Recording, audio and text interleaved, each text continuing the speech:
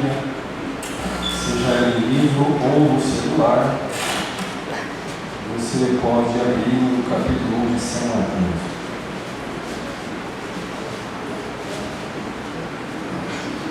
Capítulo 1 de São Mateus. Todo mundo já encontrou? É o primeiro livro do Novo Testamento, para aquelas pessoas que ainda não fazem parte da nossa comunidade. Eu gostaria que você se manifestasse levantando a mão direita ou esquerda, pelo menos assim a gente fica sabendo quem é. O senhor tem Bíblia? O senhor está com uma Bíblia? Os dois estão com a Bíblia, o senhor de óculos está com a Bíblia. Alguém mais que não é da igreja, que não está com a Bíblia? Se você não tiver com a Bíblia, levante a mão que eu vou pedir para algum membro da igreja ajudá-lo com a Bíblia. Diz assim o capítulo 1, ou pelo menos começa assim. É o livro da geração de Jesus Cristo, filho de Davi, filho de Abraão. Abraão gerou Isaac, e Isaac gerou Jacó. Jacó gerou a Judá e a Judá a seus irmãos. A Judá e a seus irmãos. E Judá gerou a Tamar, de Tamar a Farés e a Zará. E Farés gerou a Esrom. E Esrom gerou a Arão. E Arão gerou a Minadab. E a Minadab gerou a Naasson. Naasson gerou a Salmão. Salmão gerou a Raabe e a Boaz. E Boaz gerou a Ruth e a Obed, e Obed gerou a Jessé. Jessé gerou o rei Davi. E o rei Davi gerou Salomão, da que foi mulher de Urias. E Salomão gerou a Roboão. E Roboão gerou a Abias. E Abias gerou a Asaf. Asaf gerou a Josafá. E Josafá gerou a Jorão. Jorão gerou a Osias. E Osias gerou a Joatão. E Joatão gerou a Acaz, e Acaz gerou Ezequias. E Ezequias gerou a Manassés, e Manassés gerou a Amon, e Amon gerou a Josias. Josias gerou a Jeconias e seus irmãos na deportação para a Babilônia. Depois da deportação para a Babilônia, Jeconias gerou a Salatiel, e Salatiel a Zorobabel. Zorobabel gerou a Abiúde, e Abiúde gerou a Eliaquim. Eliaquim gerou a Azor. E Azor gerou a Sadoc, e Sadoc gerou a Aquim. E Aquim gerou a Eliúde. Eliúde gerou a Eleazar, e Eleazar a Matã, e Matã a Jacó. Jacó gerou a José, marido de Maria, do qual nasceu Jesus, que se chama Cristo. Quantos já começaram a fazer o estudo bíblico desse ano? Confessem para mim. Quando chega em genealogia, é um negócio meio chato. Lá em Gênesis 5, para quem já começou, provavelmente já até passou esse capítulo, também tem uma genealogia. Só que diferente da retratada por Mateus aqui, com a genealogia de Jesus, lá em Gênesis 5, se você quiser abrir, não tem problema. Você pode abrir. Lá é a genealogia de Adão. No versículo 5 desse capítulo de Gênesis 5, diz lá que foram os dias de Adão 930 anos e morreu. E é interessante que no 8 fala assim: foram todos os dias de Sete, 912 anos e morreu. Depois do 11 diz: foram todos os dias de Enos, 905 anos e morreu. Percebe-se que são duas genealogias com uma abordagem um pouco diferente. Parece que Moisés, ao escrever em Gênesis a genealogia de Adão, focou mais a questão morte. Estipulou-se uma quantidade de dias e essa pessoa morreu. E assim foi sucessivamente. E ao contrário de Mateus, percebe-se em todos esses 16 versículos que nós lemos, uma repetição quase que sistemática de gerou. E gerou nada mais é que é dar origem a, ou a existência a, ou dar a vida. Só que nós já poderíamos pensar em aplicar, e talvez Mateus tinha em mente de que, por se tratar do personagem Jesus, que viria a ser mais tarde o caminho, a verdade e a vida, aquele que morreria, aquele que viria, viveria e morreria em nosso favor, e dando a sua vida literalmente por nós. Mas o que de fato chama a atenção na genealogia de Jesus é que são mencionadas mulheres. E todos sabem que naquela época, mulher não servia para muita coisa, além de procriar. Por que será? Quantas mulheres são retratadas na genealogia de Jesus? Vocês tiveram curiosidade de contar ou perceber esse detalhe aqui? São 3, né? Com a Maria. 3? Com a Maria. São 3 mesmo? Quantas são então? Raabe, Ruth, que foi para Maria. Quantas são então, gente? Quantas são? Raabe, Ruth Vocês estão com a Bíblia aberta aí, isso pode ajudar. e Maria. Eu contei 5. E são delas. A Tamar também. Aqui não fala o nome de Betseba, mas fala da mulher. Então são 5. Tamar e Batseba. São desses personagens que eu pretendo abordar hoje à noite. O que é genealogia? Você já teve curiosidade de fazer sua árvore genealógica? Por parte do meu avô, da minha mãe, pai da minha mãe, não. Eu não cheguei na 3ª geração. Não sei quanto a sua. Se você teve a curiosidade de sistematicamente buscar os seus antepassados e descobrir a sua origem. Imagina, é muito dinheiro. Hã? É muito dinheiro. Muito dinheiro. Se paga muito dinheiro. Eu tentei pela internet e não consegui. Muito dinheiro. A genealogia de Jesus está retratada em 2 capítulos, em 2 livros do Novo Testamento, dos 4 apóstolos, Mateus e Lucas. Mateus menciona sistematicamente 46 antepassados que teriam vivido até 2000 anos antes de Jesus, começando com Abraão. Esses 46 são divididos em 3 grupos de 14 gerações. O versículo 17 confirma isso, se você quiser ler. Mateus 1, versículo 17 confirma isso. Abraão até Davi são 14 gerações, de Davi até o cativeiro babilônico são mais 14, e do exílio judaico até Jesus, mais 14. Lucas, por sua vez, aborda a genealogia de Jesus retrocedendo até Adão. Obviamente que com isso ele fornece muito mais números de antepassados.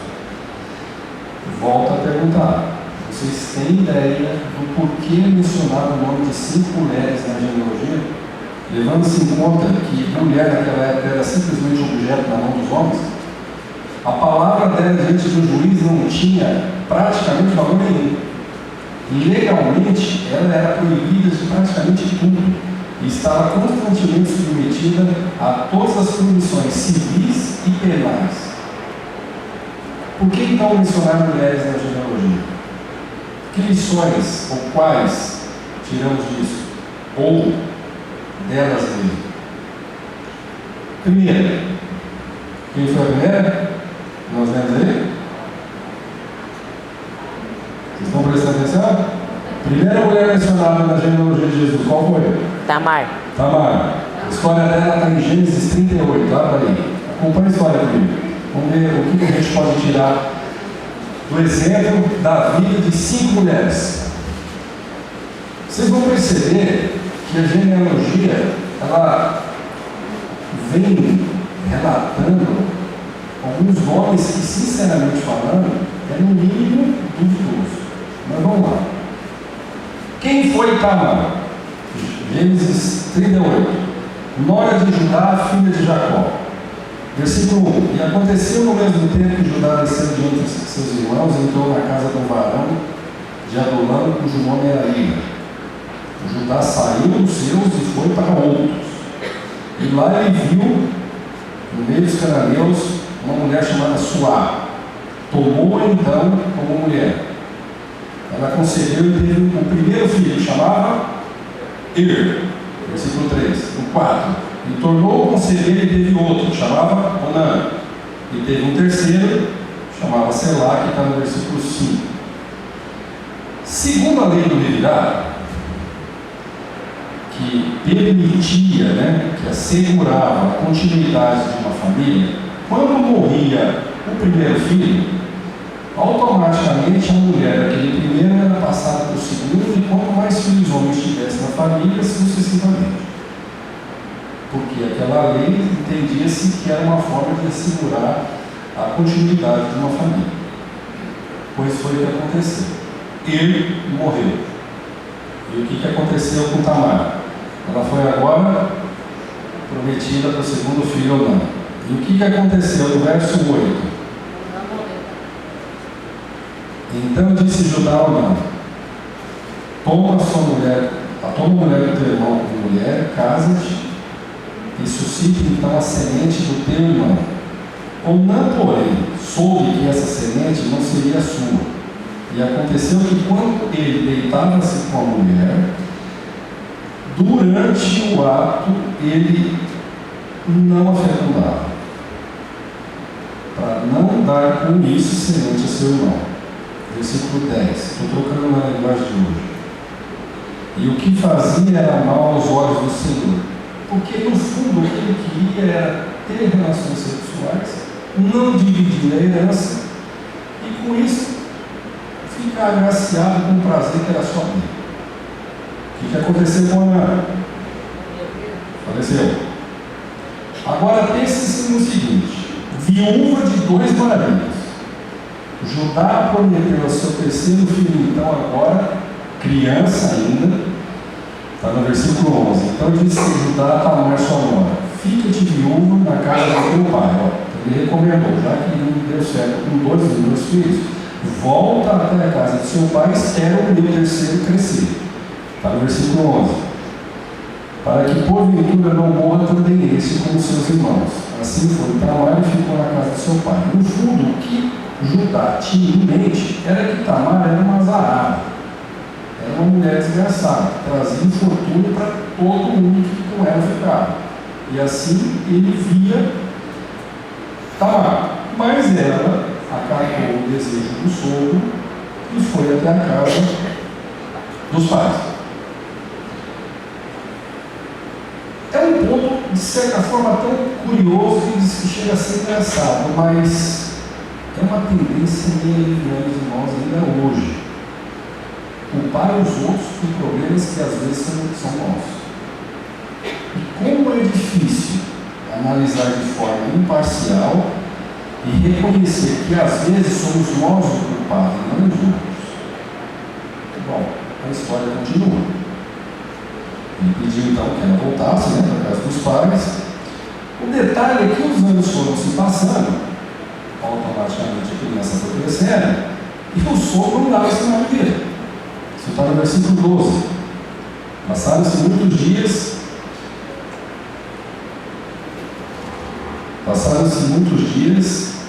morreu a filha de Suá, mulher de Judá, e depois se consolou Judá e subiu aos tosqueadores das suas ovelhas em Timnate, ele e Ira, seu amigo, o Adulamita. O tempo foi tão grande que passou que até a esposa dele faleceu.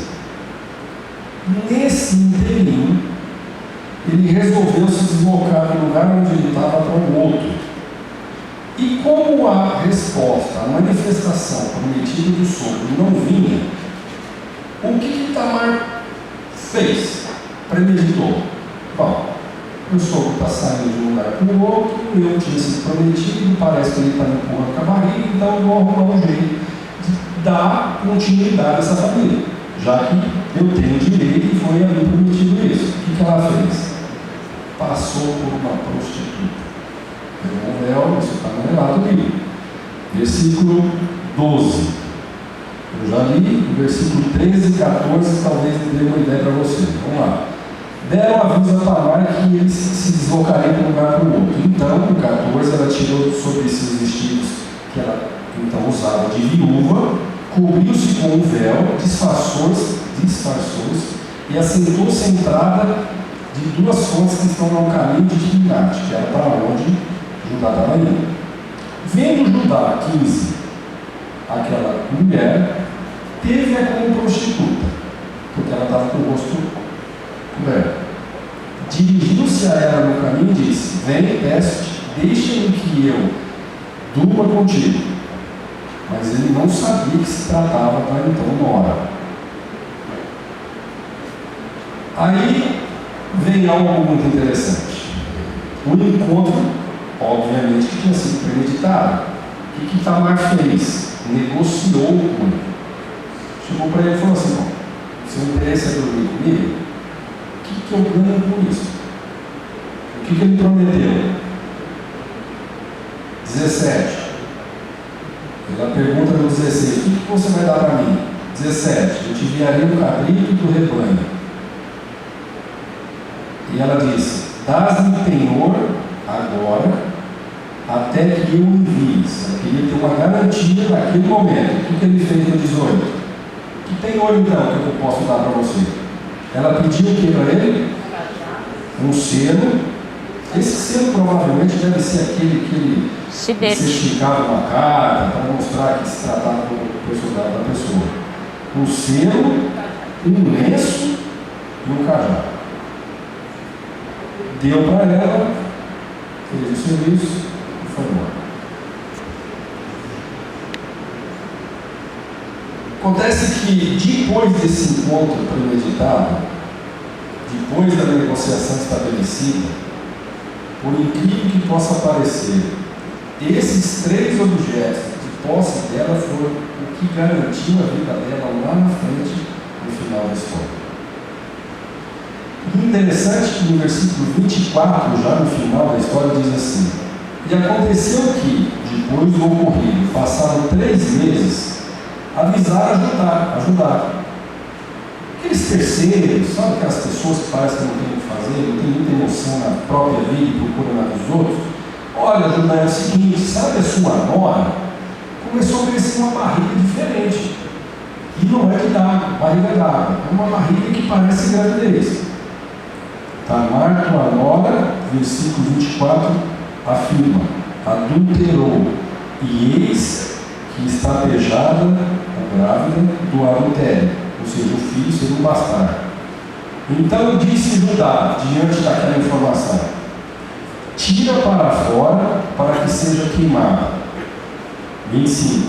E tirando-a fora, ela mandou dizer a seu sogro: do varão de quem são essas coisas que eu concebi?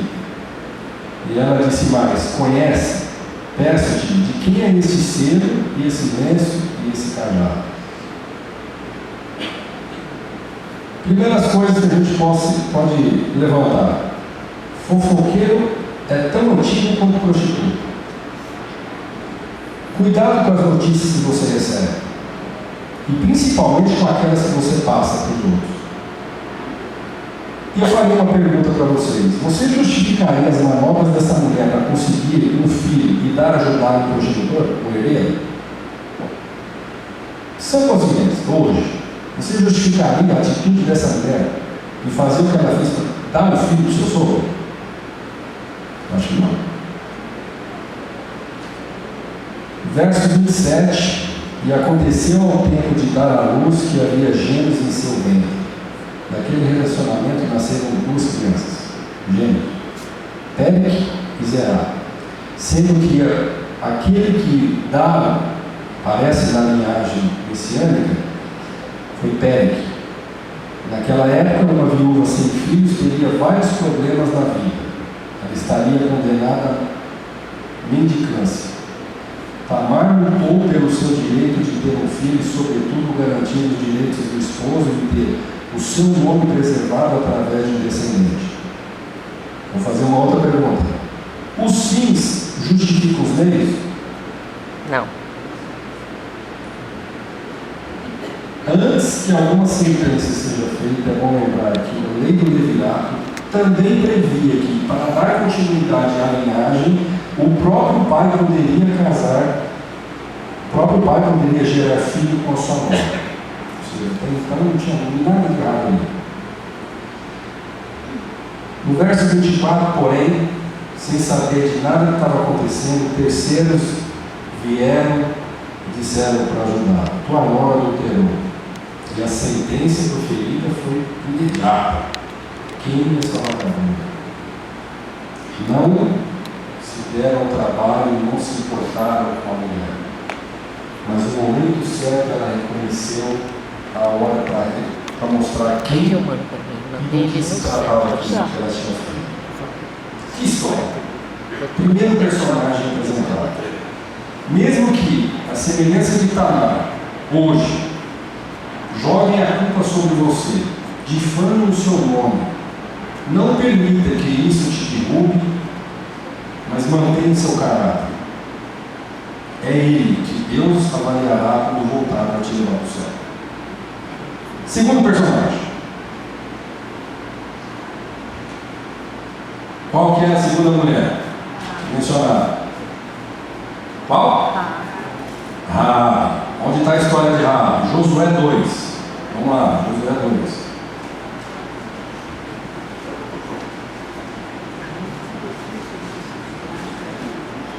E enviou, quem era Raabe? Morava em Jericó, porque no versículo 1, já no capítulo 2, diz que enviou Josué 2 espias, 2 homens, e disse para eles: olha, vão até a cidade de Jericó, ande por lá, observe tudo que for preciso, e depois relata para mim o que é que nós vamos encarar na luta. Eles foram, entraram numa casa de uma prostituta, a definição de quem era ela ainda está no capítulo 1, versículo 1, cujo nome era Raabe, e dormiram ali. Raabe pertencia a um povo pagão, totalmente distante do temor e dos princípios de Deus. Talvez isso explique o motivo dela ter escolhido essa profissão. Mas suas decisões a tornaram uma mulher de honra. Na captura da cidade, ela ajudou os espias israelitas. Deu-se a notícia, versículo 2, vamos acompanhar a história. Deu-se a notícia ao rei de Jericó de que tinha algumas pessoas espiando o reino dele, que eram os espias. Versículo 3. Enviou então o rei uma comitiva para pressionar Raabe, para que ela entregasse então quem eram essas pessoas. E aí algo muito bonito aconteceu, do 4 ao 7.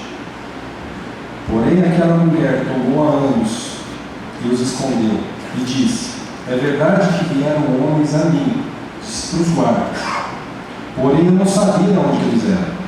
E aconteceu que, havendo-se de fechar a porta, sendo já escuro, aqueles homens saíram. Não sei para onde que eles foram. E depois, então, correndo, depressa, atrás, que com certeza vocês vão alcançá-los. Porém, versículo 6, ela os tinha feito subir ao telhado, e os tinha escondido entre as camas do linho, que puseram em ordem sobre o telhado. 7. E foram-se aqueles homens após deles pelo caminho do Jordão até os valos, e fechou-se a porta, havendo saído os que iam após deles. Após a conquista da cidade, a vida dessa moça, a vida dessa mulher, juntamente com a da família, foi preservada. Passou a habitar então com os israelitas, casou-se com Salmão e deu à luz Boaz, que foi bisavô de Davi, que está na genealogia de Jesus. Versículo 8, 9, 12, 13, algo de muito interessante mostra aqui. E antes que eles dormissem lá no telhado, Raabe subiu e disse assim: pessoas, eu sei quem se trata do Senhor de vocês.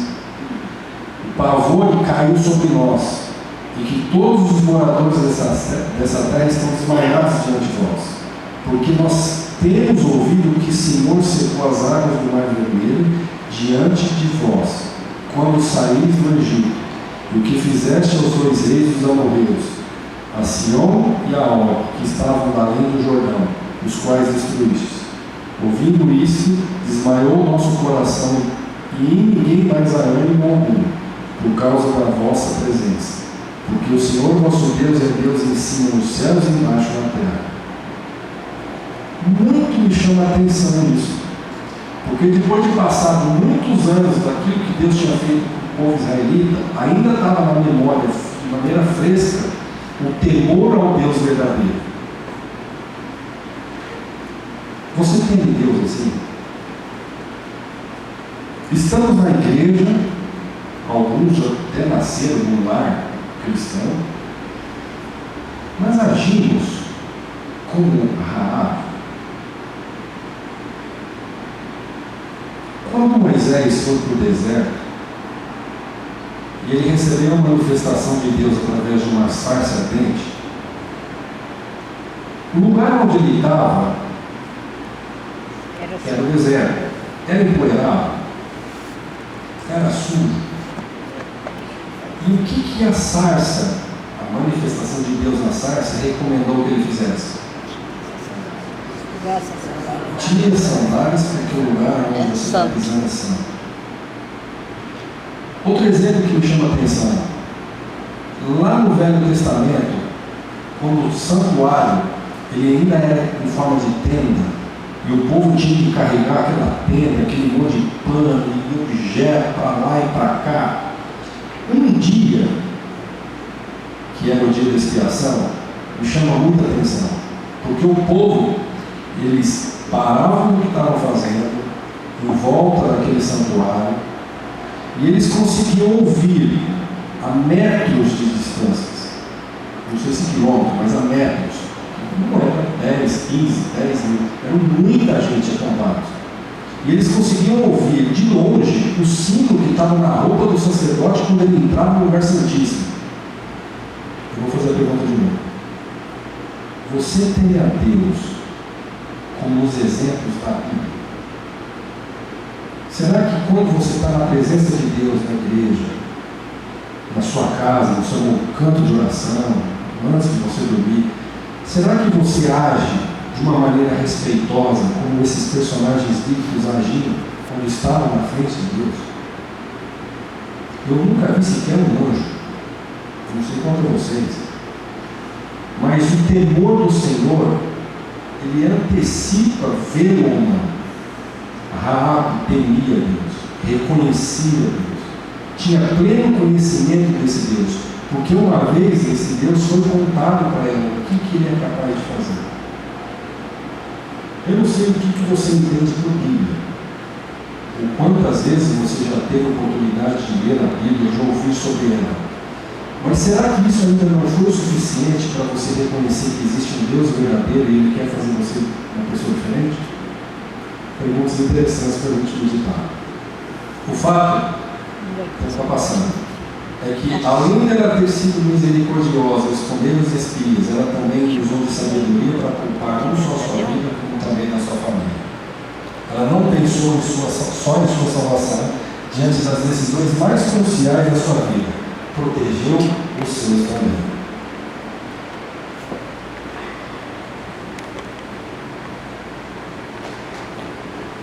A história de Raabe deixa claro que ela fez escolhas que agradaram a Deus e as fez porque já tinham ouvido falar de Deus.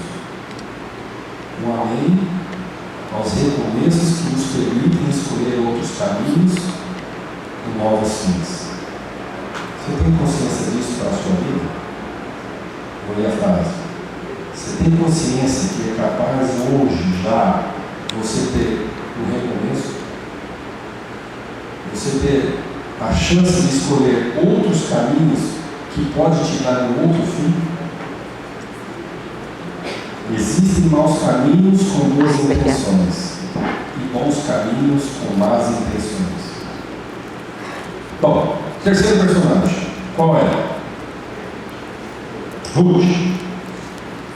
Ruth está na história dela retratada no capítulo 1 do livro que leva o nome dela, Ruth. Nasceu numa família pagã, que era moabita. Percebe-se que a primeira passou-se por uma prostituta. A segunda era prostituta de ofício. A terceira, que é que nós vamos falar, nem do povo de Israel era moabita, um povo pagão. O que essas mulheres estão fazendo na genealogia de Jesus? Vamos continuar. Ruth nasceu numa família pagã, moabita. Sua criação não envolveu aprender a lei de Deus, ela não tinha referência às promessas de redenção, nunca havia sido ensinada sobre a verdadeira adoração, sobre a promessa do Messias vindouro. Versículo 1: sucedeu que nos dias dos juízes houve uma fome na terra, e um homem de Belém, de Judá, saiu a peregrinar nos campos de Moabe, ele e sua mulher, com seus 2 filhos. Esse homem chamava-se Elimeleque, e o nome da sua mulher Noemi, e o nome dos filhos Mamon e Quilom. E vieram aos campos de Moabe e ficaram ali, porque ali era onde eles encontravam comida. Então o homem da tribo de Judá, um belo dia, saiu andando com a sua família e foi parar em Moabe. E a história, eu vou tentar resumir, porque senão a gente não chega até o último personagem. A história nos conta que esse homem morreu. E ambos os ensinantes, durante e depois da morte dele, os filhos resolveram se casar. E é interessante que, para quem é criado no lar cristão, a recomendação é que você sempre procure uma moça cristã. Imagina isso. Não vou entrar no mérito da questão porque o seu nome não é o foco disso, mas num relacionamento, quanto menos divergências houverem, parte-se da ideia que melhor. Então, a recomendação é que um moço cristão namore e case com um moço cristão. E depois que o pai desses rapazes, com educação israelita, morreu, eles resolveram casar. E casaram com quem? Com duas moças que não eram da região deles. Órfã e Ruth. E a história continua e nos conta, depois você pode ver em casa, aqui, que morreram também. Mamon que não morreram. Sobraram-se agora 3 mulheres. Qual é a sina de uma mulher naquela época sem marido? Sem filho. Já não era nada com o marido e com filhos. Sem, então, faz ideia. O fato é que diante daquele quadro, Noemi olhou as duas e falou: olha, é o seguinte, não dá para a gente.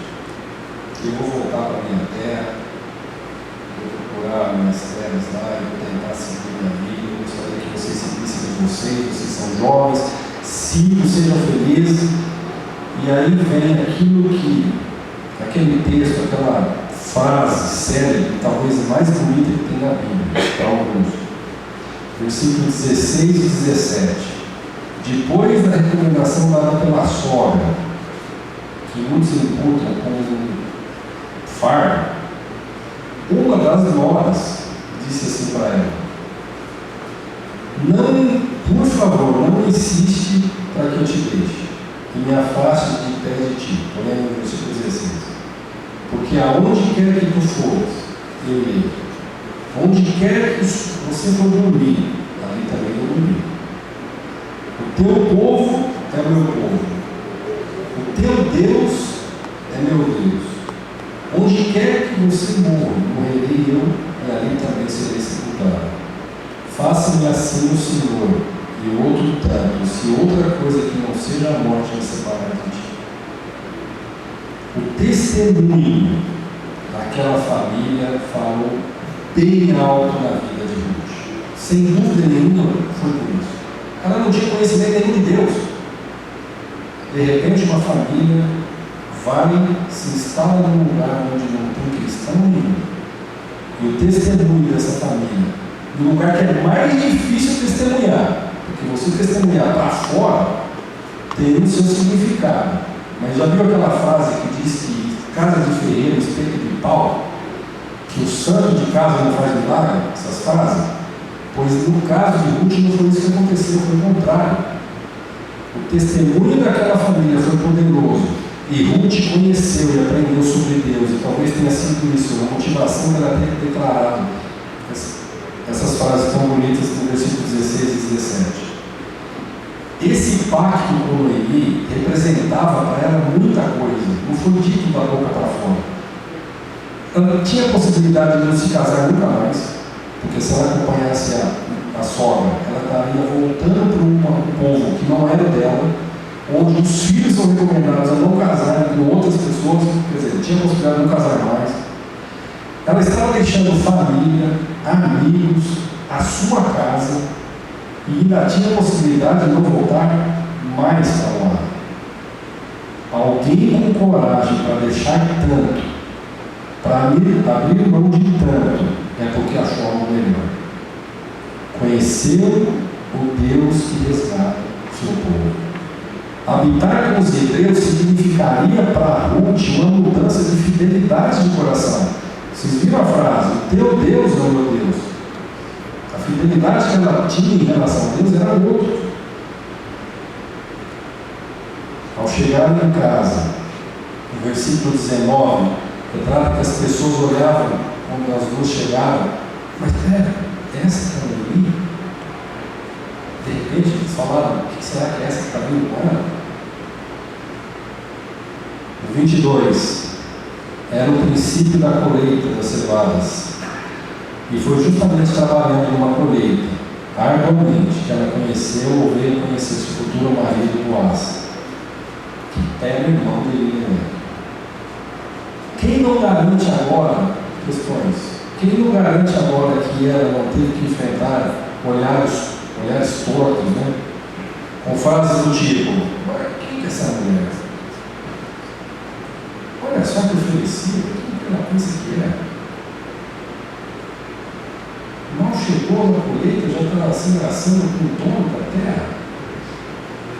Que mulher interessante, oportunista, oferecida. Gente, aposto para vocês que isso aconteceria hoje no século XX. E não mudou nada. O comportamento do ser humano, eu tenho certeza absoluta que seria exatamente a mesma.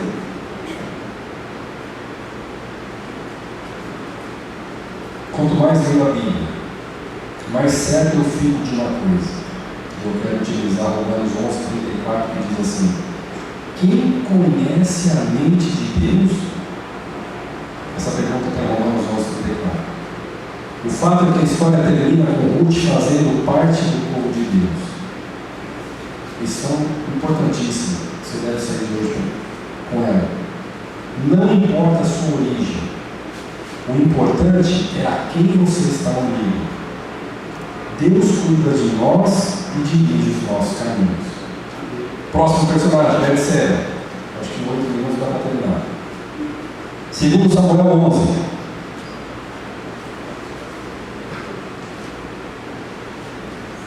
Quem foi Betseba?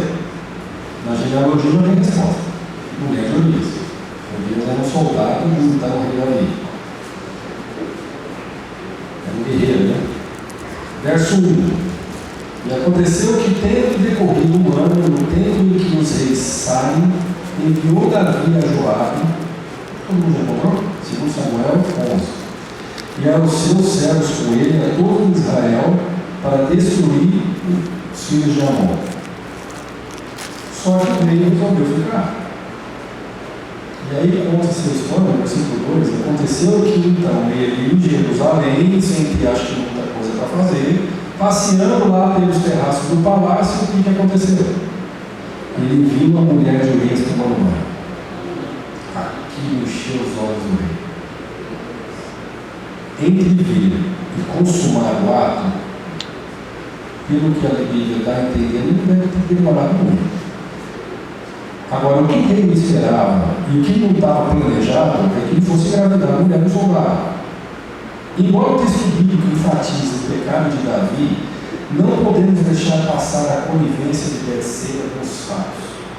Afinal, não há registro de qualquer protesto contra aquela situação. Algum indício de reprovação ou desconforto.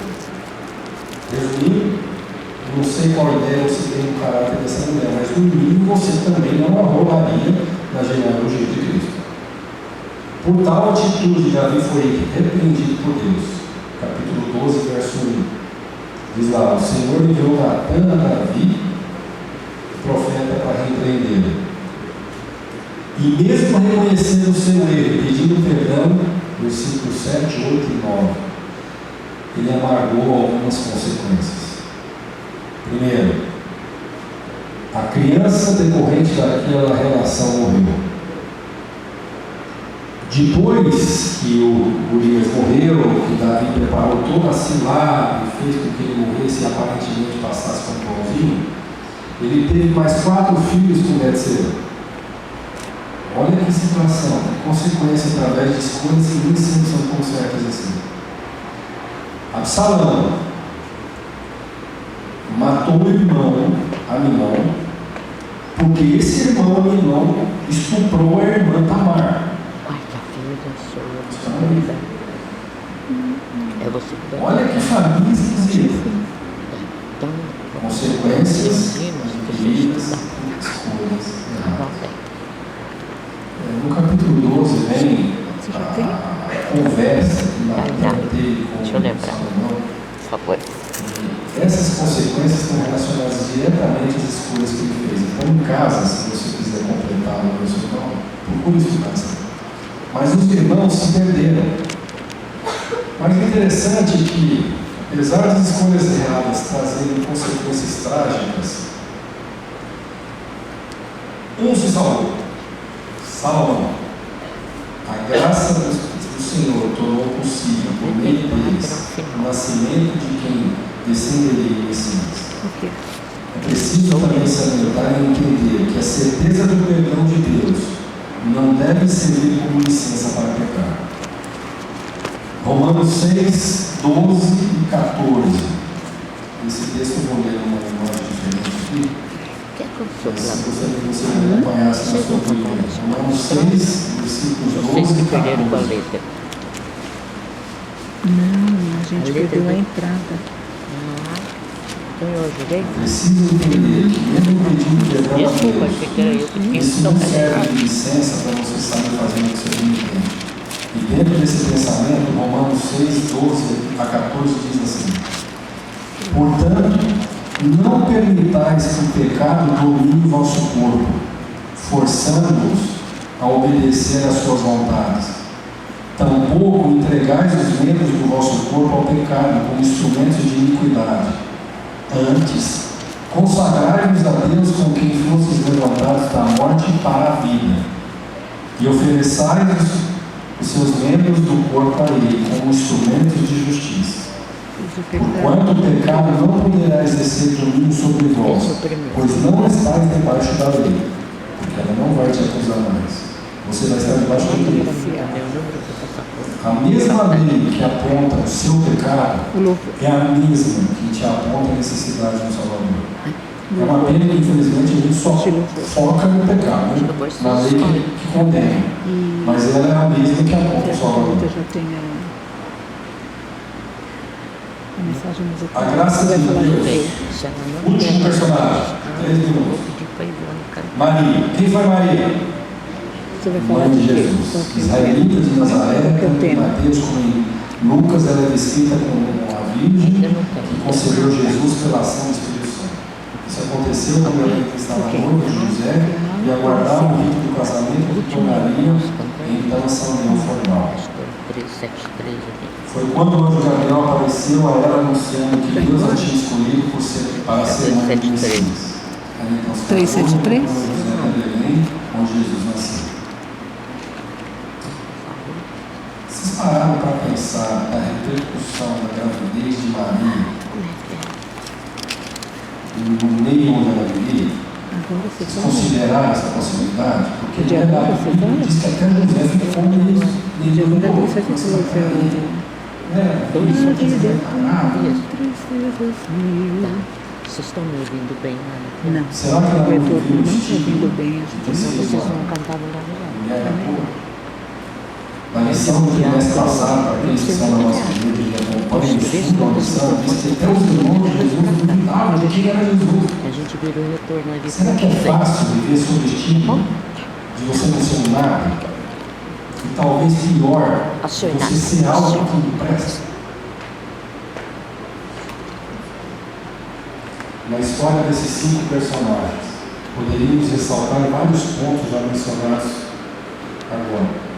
Mas o que me chama mais atenção é que somos propensos, muitas vezes, a pensar que Deus, para ser justo, deve escolher e restringir a sua oferta de salvação apenas às pessoas moralmente dignas ou aquelas irrepreensíveis aos nossos olhos.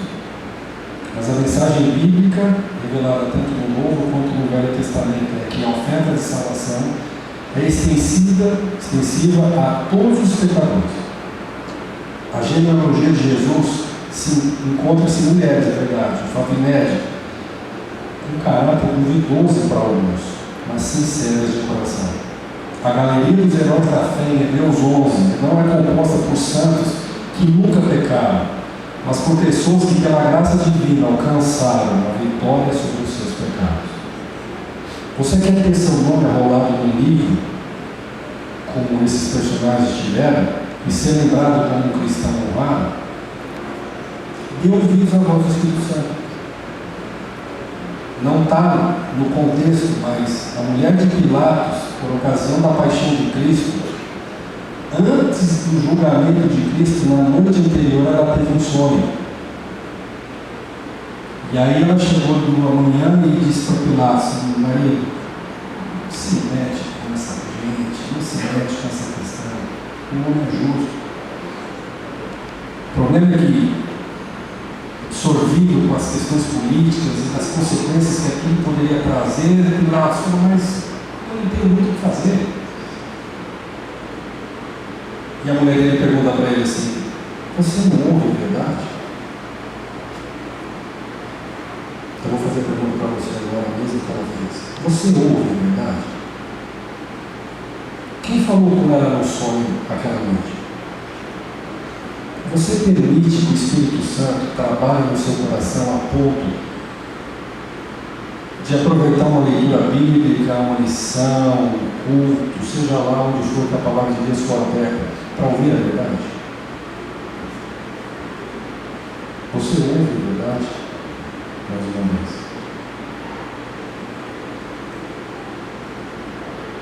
Dê ouvido ao Espírito Santo, a voz dele. Reconheça a sua condição. Faça uma decisão inteligente para mudar.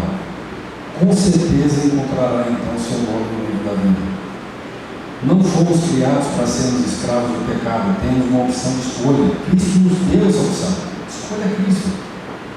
Saber o que é certo é suficiente para nos fazer o que é correto.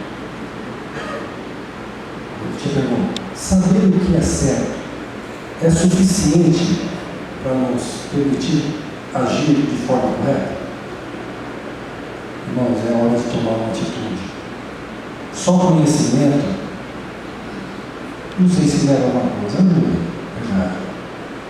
Mas é a hora de tomar uma atitude. O tempo é esse. A graça de Deus muda a nossa direção. O amor de Deus por nós o impele a vir ao nosso encontro. Agora, a reação quanto a esse amor, quando Ele nos encontra, é o que muda o curso da nossa vida. Pedro era um discípulo, Judas era um discípulo. Ambos viviam do lado do Mestre. E é interessante que ambos foram movidos pelo amor do Mestre, só que com consequências completamente distintas e diferentes. Pedro se constrangeu ao olhar de Cristo. Tenta imaginar a cena. Ouviu o galo cantando, reconheceu, se arrependeu, não sei o que exatamente ele fez naquele momento, mas o que Judas fez quando Cristo olhou para ele? Quando Cristo olha para você, através do sermão, através da leitura da Bíblia, através do estudo de um livro escrito por você, como é que você se comporta? Você fica revoltado? Isso aqui eu achei. Só escuta, não. Cristianismo é muito mais do que um manual de nanos. Cristianismo é uma religião, é um estilo de vida que dá vida àquele que pretende seguir. Quanto mais nos comprometemos a estudar a Bíblia e obedecer a palavra de Deus, o Espírito Santo nos convence do pecado e nos transforma em imagem de Cristo. Faço votos então que você compreenda isso e perceba quantas oportunidades são criadas por Deus a fim de aproximar de você. Talvez ter vindo hoje à igreja foi uma delas. Quero fazer duas perguntas para terminar e fazer você sair daqui pensando nela durante a semana. O que você fará com essa oportunidade? Segunda pergunta. Você ouve a verdade? Medite nessas palavras essa semana. Eu tenho certeza que ela pode fazer diferença na sua vida.